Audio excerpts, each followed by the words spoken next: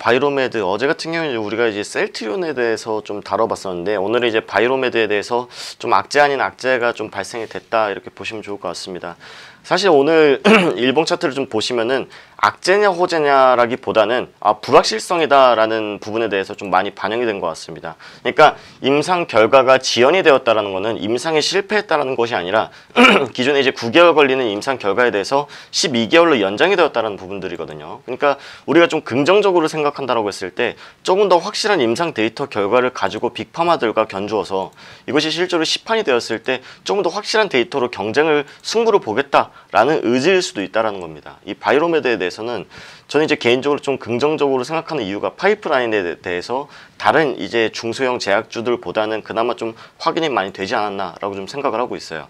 오늘 이제 임상 결과가 지연이 되었다라고 하는 파이프라인은 바로 VM202 DPN이라고 하는 파이프라인인데 이게 당뇨병성 신경병증 유전자 치료제를 이 VM202 DPN이라고 합니다. 근데 미국 같은 경우에는 워낙 인구수가 우리나라보다 훨씬 많기 때문에 이 질병을 앓고 계신 분들이 800만 명이나 있어요.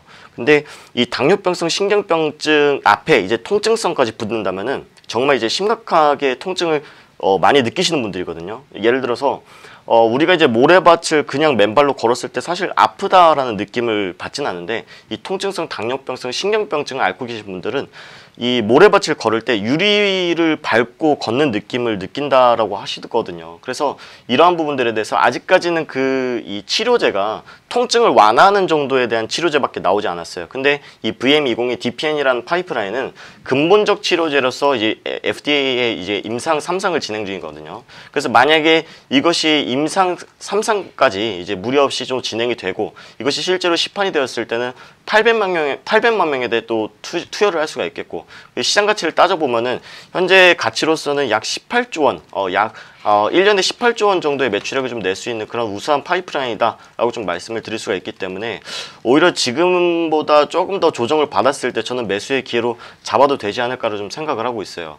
물론 이제 바이로메드를 포함해서 모든 제약주들이 사실 실적이 뒷받침되는 종목들은 많이 없습니다. 뭐 셀트리온이라든가 한미약품, 우리가 아는 이런 대형 제약사들 같은 경우에는 이미 신약 개발을 마치고 시판되고 있기 때문에 여기 실적도 물론 뒷받침 돼줘야 되겠지만 바이로메드는 아직까지 시도하지 않은, 그러니까 근본적 치료제를 만들고 있는 제약사이기 때문에 아직까지는 신약에 대한 기대감이 여전히 유효하다. 다만 이번 연도 1월 달에 보시면은 1월 23일 날 마이너스 10%까지 하락이 나타났던 이유가 관리 종목으로 지정될 수 있다라는 이런 우려감 때문에 좀 급락이 나타났던 부분들이 있었거든요. 이 제약주들 특성상 재무 구조가 완전하게 이제 건전하지 못한 부분들 때문에 뭐 관리 종목이라던가 또는 분식회계 이런 논란의 여지가 계속적으로 있습니다. 그래서 제약주들을 우리가 투자를 할 때는 정말 내가 1년, 2년 장기적인 플랜을 가지고 매수를 하느냐 또는 내가 단기 트레이딩으로 대응을 하느냐에 따라서 우리가 봐야 되는 부분들이 많거든요. 그러니까 이 제약주들이 정말 실적이 받침되지 않아도 미래에 어느 정도의 실적을 낼 수 있는가